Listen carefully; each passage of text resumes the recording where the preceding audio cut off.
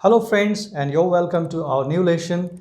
आई am Vivek और आप देख रहे हैं अपना चैनल वी एन ट्यूटोरियल, जहां हम सीखते हैं इंग्लिश बड़े ही आसानी से। दोस्तों, टीचर ने हमें रटा दिया कि वी, यू, दे के साथ आर लगाएं, हैव लगाएं, गो और प्ले लगाएं, इस तरीके के वर्ब्स लगाएं। और ही, शी, इट हो तो वहाँ पे इज लगाएं, हैज़ लगाएं, गोज, प्लेज और इस प्रकार के वर्ब्स लगाएं। आई हो तो उसके साथ एम लगाएं, हैव, गो, प्ले वगैरह वगैरह। ये तो बता दिया कि आई के साथ एम लगाएं, मगर क्या आपको कभी किसी ने बताया कि आई के साथ इज भी लगता है? मैं बताऊंगा कि आई के साथ इज भी लगता है। आप सुनकर बड़े हैरान हो रहे होंगे क्योंकि आज तक शायद नहीं सुना होगा, मगर आई के साथ इज भी लगता है। ये मैं आपको बताऊंगा इस वीडियो में, देखते रहिए। फ्रेंड्स, इंग्लिश में सिर्फ इतने ही सब्जेक्ट्स नहीं होते, और भी सब्जेक्ट्स होते हैं। तो रटे रटाए तरीके से हम काम चलाओ इंग्लिश बोल सकते हैं, लिख सकते हैं, मगर एक अच्छी इंग्लिश ना कभी बोल सकते हैं और ना ही लिख सकते हैं जब तक हमारा कॉन्सेप्ट क्लियर नहीं होगा कि हम किस आधार पे सेंटेंस बनाते हैं बोलते वक्त और लिखते वक्त। तो ये डर हमेशा बना रहेगा, आपके मन में हमेशा कन्फ्यूज़न रहेगा। तो आइए अपने मन के डर को निकालते हैं, अपने कन्फ्यूज़न को निकालते हैं, ताकि आप एक बेहतरीन इंग्लिश बोल सकें और लिख सकें। तो मेरे साथ इस वीडियो के अंत तक बने रहिए, ये जानने के लिए कि आई के साथ इज़ कहाँ लगता है और ही के साथ गोज़ क्यों होता है, यू के साथ गो क्यों होता है। तो आइए शुरू करते हैं। अपने सारे सवालों के जवाब जानने के लिए हमें सबसे पहले वर्ब को समझना होगा कि वर्ब है क्या। मैं आपको बताऊं, वर्ब किसी भी सेंटेंस की आत्मा है, उसकी सोल है। अगर वर्ब ना हो तो सेंटेंस नहीं बन सकता, क्योंकि वर्ब से पता चलता है कि कौन सा काम हो रहा। वर्ब से पता चलता है कि काम प्रेजेंट में हो रहा, पास्ट में हो रहा या फ्यूचर में हो रहा। वर्ब से पता चलता है कि सेंटेंस एक्टिव है या फिर पैसिव है। तो अगर हम वर्ब को नहीं जानते तो हम कुछ नहीं करते। सबसे पहले देखते हैं, वर्ब के नंबर को समझते हैं। वर्ब का नंबर क्या होता है, सिंगुलर या प्लूरल? मैं आपको बताऊं, ये जो मॉडल ऑक्सिलरी वर्ब आप देख रहे हैं, will, shall, can, could, may, might, should, must, are, would, इसका कोई नंबर नहीं होता। ये ना सिंगुलर होता है ना प्लूरल होता है। ये हर सब्जेक्ट्स के साथ आते हैं। जैसे आई के साथ विल, ही के साथ विल, शी के साथ विल, आई के साथ कैन, यू के साथ कैन, शी के साथ कैन, इसका कोई नंबर नहीं होता। हम इसको किसी भी सब्जेक्ट के साथ यूज़ कर सकते हैं। दूसरा देखिए, ऑक्सिलरी वर्ब, ये आपने पढ़ा भी होगा, जानते भी होंगे। इज सिंगुलर के साथ, आर प्लूरल के साथ, एम आई के साथ। वॉच सिंगुलर है इसलिए सिंगुलर सब्जेक्ट के साथ, वर्ब प्लूरल है इसलिए प्लूरल सब्जेक्ट के साथ। हैव प्लूरल है, हैज सिंगुलर है, डू प्लूरल है, डज सिंगुलर है। डिड और हैड ये दोनों पास्ट हैं, तो पास्ट का कोई नंबर नहीं होता, ना वो सिंगुलर होता ना ही वो प्लूरल होता। तो यहाँ पे हम सिंगुलर सब्जेक्ट के हिसाब से सिंगुलर वर्ब और प्लूरल सब्जेक्ट के हिसाब से प्लूरल वर्ब को यूज़ कर लेंगे। अब सबसे इम्पॉर्टेंट चीज़ जो मेन वर्ब है, play, read, speak, write, watch, beat, sit, know, ऐसे जितने भी वर्ब्स हैं जो इसमें नहीं है और इसमें नहीं है, जो इन दोनों में नहीं है, यानी कि यूं कहें इन दोनों को छोड़ के जितने भी वर्ब्स हैं वो सब के सब प्लूरल होते हैं।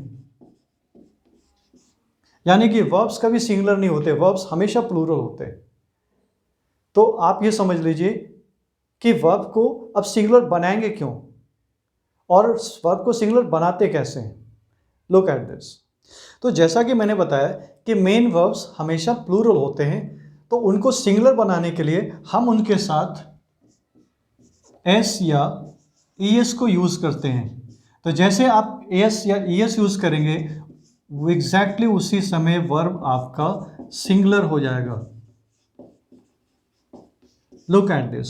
जैसे प्ले, तो ज़्यादातर तो हम एस का यूज़ करते हैं और कहीं कहीं पे ईएस का यूज़ करते हैं। ये मैं अभी आपको बताऊंगा कि कहाँ एस यूज़ करेंगे, कहाँ ईएस यूज़ करेंगे। तो जैसे हमने प्ले यूज़ किया, यहाँ पे हमने एस लगाया तो वो बन गया प्लेज।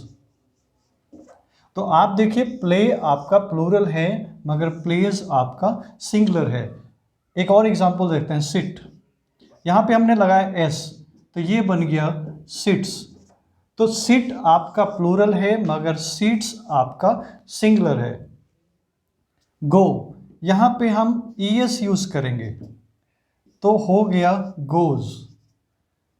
गो आपका प्लूरल है और गोज आपका सिंगुलर है। तो इस प्रकार से हम किसी भी मेन वर्ब जो कि प्लूरल होता है उसके साथ जैसे हम एस और ईएस लगाते हैं वो वर्ब आपका सिंगुलर बन जाता है। तो अब आपके मन में ये बात चल रही होगी कि कहाँ एस लगाएं और कहाँ पे ईएस लगाएं। मैं अभी आपको क्लियर कर देता हूँ। तो जैसे मैंने कहा कि ज़्यादातर वर्ब के साथ एस लगता है मगर कहीं कहीं पे ईएस लगता है। ये देख लीजिए, जब किसी वर्ब का लास्ट साउंड स, श और च हो तो आप उसमें ईएस लगा देंगे।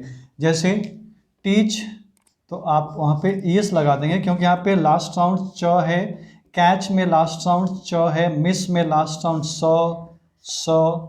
पुश में यहाँ पे लास्ट साउंड श है। गैस में यहाँ पे लास्ट साउंड स है। तो आप लास्ट साउंड को देख लेंगे तो अगर लास्ट साउंड आपका स, श, च तो आप वहाँ पे ईएस लगाइए।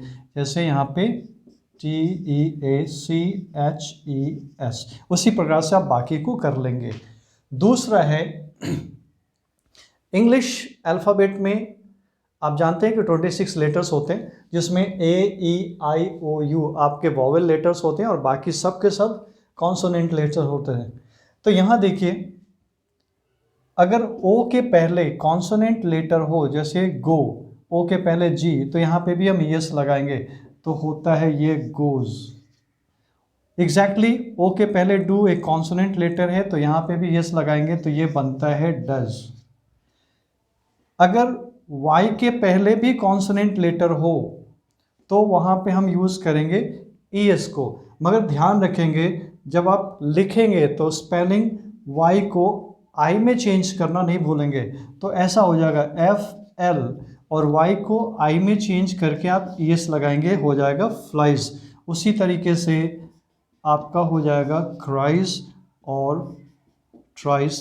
तो ये आपने देख लिया कि हम कहाँ पे ईएस लगाएंगे। तो अब तक तो आपने सीख लिया कि वर्ब प्लूरल होते हैं और उसे सिंगुलर बनाने के लिए हम उसके साथ एस और ईएस का प्रयोग करते हैं। मगर सबसे अहम सवाल, हम वर्ब को सिंगुलर बनाते क्यों हैं?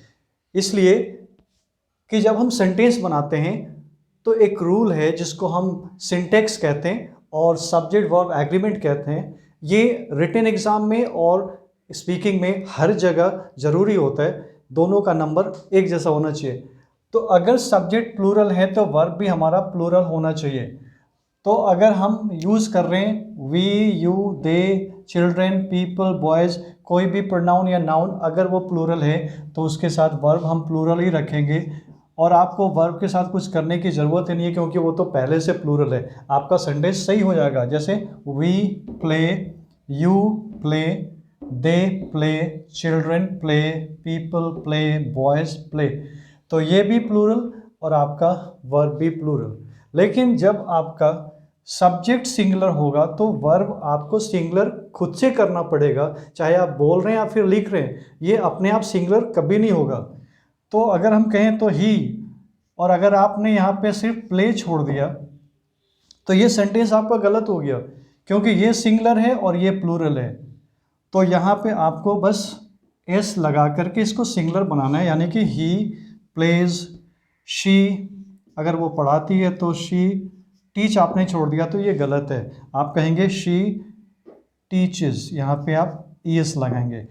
तो इसी वजह से वर्ब को सिंगुलर करना होता है क्योंकि अगर सब्जेक्ट सिंगुलर है तो ये आपने देख लिया। तो इसको बहुत ध्यान रखेंगे, चाहे आप लिख रहे हैं या बोल रहे हैं कि सब्जेक्ट प्लूरल तो वर्ब भी प्लूरल और अगर सब्जेक्ट सिंगुलर तो वर्ब भी सिंगुलर।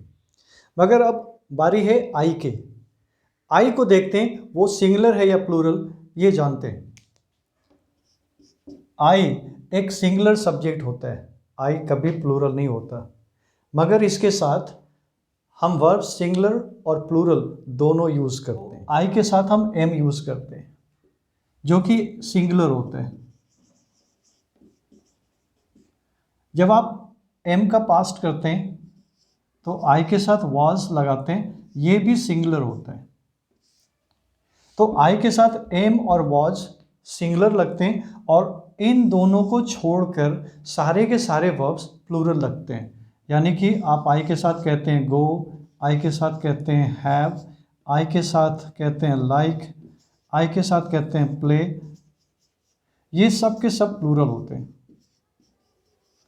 तो याद रखिए, आई आपका एक सिंगुलर सब्जेक्ट है, या यूं कहें ये एक पर्सनल प्रोनाउन है जिसके साथ एम और वाज हमेशा सिंगुलर होते हैं, और इन दोनों को छोड़ दें तो सारे के सारे वर्ब्स आपके प्लूरल होते हैं। मगर मैंने आपसे वीडियो के शुरुआत में कहा था कि आई के साथ इज लगता है, वो कब लगता है? जब आई आपका एक लेटर होता है। अगर आई आपका पर्सनल प्रोनाउन है तो उसके साथ तो एम का ही प्रयोग करेंगे, लेकिन आई आपका एक लेटर है, जैसे आई इज अ वॉवेल। यहां पे आई का मतलब मैं नहीं हूं। यहाँ पे आई जैसे ए ई आई ओ यू, ये 5 वॉवेल होते हैं, तो यहाँ पे आई एक वॉवेल है, तो हम आई के साथ इज का प्रयोग करेंगे, एम का नहीं। तो आपने समझ लिया कि आई जब पर्सनल प्रोनाउन होगा तो एम का ही यूज़ करेंगे जैसा आप करते आ रहे हैं, लेकिन अगर आई एक लेटर है तो उसके साथ हम इज का प्रयोग करेंगे, एम का नहीं। वेल फ्रेंड्स, तो आज के लेसन में बस इतना ही। मैं उम्मीद करता हूँ आज का लेसन आप बहुत अच्छे से समझ गए होंगे।